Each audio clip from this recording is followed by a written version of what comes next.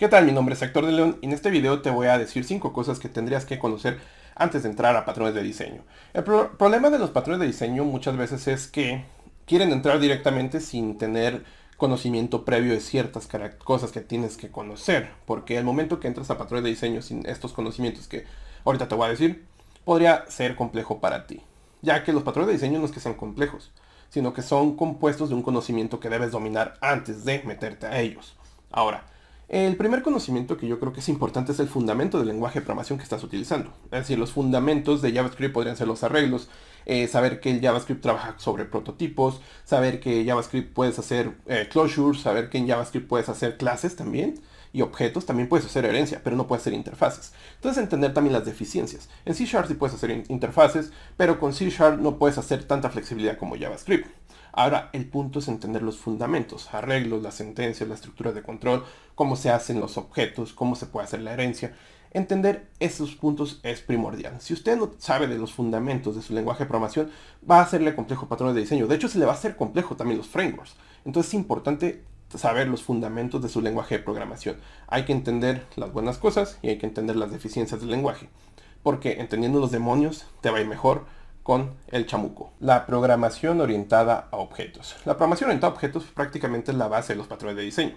Eso no quiere decir que no puedas hacerlos con paradigma funcional. Claro que se pueden hacer. Ahora, la programación orientada a objetos, lo que tendrías que conocer bien es la herencia, sobre todo porque se heredan las clases de otras clases, las implementaciones de interfaces, saber si tu lenguaje de programación tiene interfaces primeramente. Por ejemplo, JavaScript no tiene, TypeScript sí tiene, pero entender por qué existen las interfaces. Ahora, entender para qué o por qué tienes que implementar cierta interfaz, cómo se hace, heredar de una clase y sobre todo es importante el concepto de polimorfismo. Saber que un objeto, por ejemplo, un objeto de un usuario, tiene un método, pongamos usuario, hereda de una clase llamada login. Login tiene un método, es una clase abstracta que tiene un método autentificar, que va a ser un típico usuario password. Pero imagínate que tu usuario va a tener distintos comportamientos dependiendo la clase. Vamos a tener user, doble autentificación, user, simple autentificación. Vamos a tener quizás distintas autentificaciones dependiendo el objeto, dependiendo la clase. Ahora necesitamos que este objeto, que hereda de la clase login, que es una autentificación simple, pueda comportarse quizá en un sistema de cierta forma. Quiero que te comportes como un usuario de doble autentificación. O quiero que aquí te comportes como un usuario de una simple autentificación. El punto del polimorfismo es la cualidad que tiene un objeto de comportarse de distinta forma, dependiendo el contexto. Esto es importantísimo, ya que los patrones de diseño prácticamente es herencia, implementación de interfaces y polimorfismo. Ya lo demás son banalidades, pero esto es lo más importante en cuanto a la programación orientada a objetos. La diferencia de una clase abstracta y de una interfaz. Es importante este concepto. La clase abstracta regularmente en los lenguajes de programación va a tener métodos ya implementados y va a tener propiedades y también puede ser atributos. La diferencia en C#, por ejemplo, de propiedades y atributos, que es un atributo no tiene get y set. La propiedad tiene get y set, la cual puede tener programación interna para proteger. Ahora, una clase abstracta, tú no puedes crear un objeto de una clase abstracta. Es decir, directamente la clase abstracta tú no puedes poner new, nombre de la clase abstracta. No puedes crear eso. Pero sí puedes crear un objeto que herede de esta clase abstracta. Siempre y cuando sea un objeto que hereda de esta clase abstracta. Ahora, diferencia clase abstracta regularmente en el lenguaje de programación a una interfaz. Una clase abstracta solamente te va a permitir regularmente heredar solo una vez. Algunos lenguajes te van a permitir heredar varias veces. Es decir, vas a poder tener herencia múltiple. Pero regularmente en la mayoría de lenguajes de programación no vas a tener multiherencia. Ahora, una interfaz puedes tener implementaciones múltiples. No importa el límite. Puedes tener 5, 6, 7, 8 implementaciones de la interfaz. Una interfaz es un contrato. El contrato no tiene más que anexos. Estos anexos hay que respetarlos. Esos anexos que son métodos y propiedades que tienes que generar en tu clase que va a implementar esta interfaz. Por lo cual, nosotros tenemos un método que tiene de parámetro una interfaz llamada IA. Sabemos que IA tiene un método llamado pato. Y sabemos que todos los objetos que implementen IA van a respetar el contrato de tener un método llamado pato. El punto de las interfaces es ese, tener un objeto que se pueda comportar como un pato en un lado, que se pueda comportar como un animal en otro lado, que se pueda comportar como un ser vivo en otro lado. Es decir, tenemos métodos que van a recibir a lo mejor estas interfaces y pato va a entrar en cualquiera de esos métodos, ya que al momento que ha implementado la interfaz ha cumplido el contrato de que la interfaz te dice, tienes que cumplir con esto y con esto otro. Ahora, ¿Por qué clases abstractas? Porque puedes tener métodos ya desarrollados con funcionalidad. Las interfaces regularmente no, pero por ejemplo en C Sharp, a partir de C Sharp 8, ya se pueden implementar métodos por defecto. Esa es una de las cualidades. Ahora, dependiendo del lenguaje de programación, hay que entender qué es la diferencia de una interfaz y una clase abstracta, cuándo utilizar una, cómo utilizar la otra. Pero sobre todo, regularmente una clase abstracta no vas a poder crear un objeto, no vas a poder tener herencia múltiple, pero con las interfaces vas a poder implementar las veces que quieras. Es decir, puedes implementar de A, B, C, D, E, siempre y cuando cumplas el contrato de A, B, C y D. He escuchado muchísimas veces que los diagramas UML ya no sirven, que no sé qué, no sé qué, que la metodología UML, que no es metodología, no sirve. Bien, los diagramas de clases. Usted cuando busque información sobre patrones de diseño, créame que va a haber diagramas de clase. El diagrama de clase es uno de los diagramas UML. Entonces, ¿ya están muertos? No creo.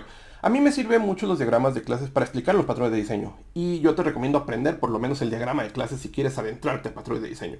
Porque una vez que entiendes que el diagrama de clases es un dibujo que te va a dar simplemente qué clases heredan de cuál otras, qué clases componen a otras, qué clases implementan a una, qué interfaces, se va a hacer muy fácil para ti entender. O sobre todo, los patrones de diseño no es que te los aprendas, es que entiendes de qué va. Y cuando vas a recordar, vas a ir directamente al diagrama y vas a decir, ah, mira, tiene esta clase que hereda esta otra, que implementan esta otra, que esta es componente de esta otra. El concepto es que diagramas de clases son útiles para entender los patrones de diseño. Sobre todo cuando ya entendiste la programación orientada a objetos, ya entendiste la herencia, la diferencia de una clase abstracta y una interfaz. Diagramas de clases es lo que seguiría para que no te pierdas en patrones de diseño. La mayoría de ejemplos vas a encontrar el diagrama de clases. De hecho, en mi curso de patrones de diseño que tengo ahí en la descripción, que ahorita está en oferta, vas a encontrar un diagrama de clases para cada ejemplo. Y el último concepto que deberías tener, que más que nada es una tarea, creo, después de pensar mucho, me puse a abordar o a entender cuando estaba haciendo el curso de patrones de diseño, ¿qué pasaría si una persona nunca ha programado? Es decir, programado no quiero decirte que hayas hecho un curso, sino qué pasaría una persona que no ha hecho un proyecto que realmente ha tenido un ciclo de vida de desarrollo, ha tenido un ciclo de vida de escalabilidad o de mantenimiento. ¿Realmente sabría el uso de patrones de diseño qué beneficio le traería? Y creo que no. El punto, yo creo que antes de entrar a patrones de diseño debiste haber creado proyectos reales, es decir, proyectos que son utilizados por usuarios.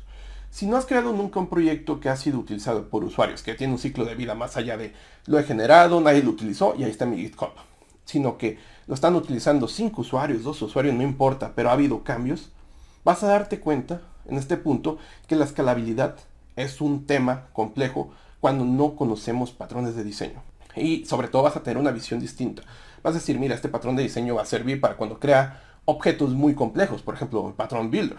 Y vas a entender, ah, mira, es que a mí me pidieron tantos cambios aquí que hice unos constructores enormes. Y te vas a dar cuenta que el patrón builder va a venir a ahorrarte esa escalabilidad para que sea más fácil. Ahora, imaginarte que tienes que cambiar la base de datos, pero la tienes en 5 o 6 proyectos. Aquí te vas a dar cuenta cuando entres al patrón de diseño de repositorio que eso te podría ayudar sobre todo para separar esa capa y darle mejor mantenimiento sin destruir los otros proyectos. El punto aquí es entender que los patrones de diseño tienes que adentrarte cuando tengas la experiencia por lo menos de haber creado un proyecto, estar en un equipo de trabajo en el cual haya habido cambios de requerimientos. Los patrones de diseño son esa parte que hacen que el software sea menos entrópico. Es decir, el software siempre va a tender al caos en su cambio. Y los patrones de diseño van a ser como un tipo de soporte para que el cambio no llegue tan fuerte. Por ejemplo, hay un patrón de diseño llamado estrategia que nos permite no estar modificando el centro de la funcionalidad, sino que nosotros hacemos con la estrategia nueva clase que trae una nueva funcionalidad, pero no modificamos el engrane. Es decir, vamos a solamente escalar creando nuevas cosas sin modificar lo que ya está. Aparte, con patrones de diseño, vamos a estar muy ligados a las buenas prácticas. Y sobre todo nos va a ayudar a entender situaciones que vamos a poder premeditar a futuro. Aparte, cuando usted ya conoce patrones de diseño, puede aplicarlos en proyectos, que eso es lo que te sugiero. Una vez que conozcas, ir aplicándolos dependiendo del problema. Obviamente no lo obligues, no lo forces, pero sí analiza si va por ahí el patrón de diseño que quieres utilizar para una solución en concreto. Y si va, pues vas a darte cuenta que te va a ayudar bastante para darle escalabilidad a tu proyecto y mantenimiento a tu proyecto y sobre todo para trabajar con equipos de programadores. Y pues nada, mi nombre es Héctor de León. Si te ha gustado este video, por favor déjame un pulgar arriba, comentarme ahí cualquier cosilla, cualquier pavada, decirme me ha gustado el video, cabezón, estás muy cabezón. Y pues mi nombre es Héctor de León, mi curso ahorita está en promoción, ahí lo puedes ver en el primer comentario. Y pues nada, Adiós.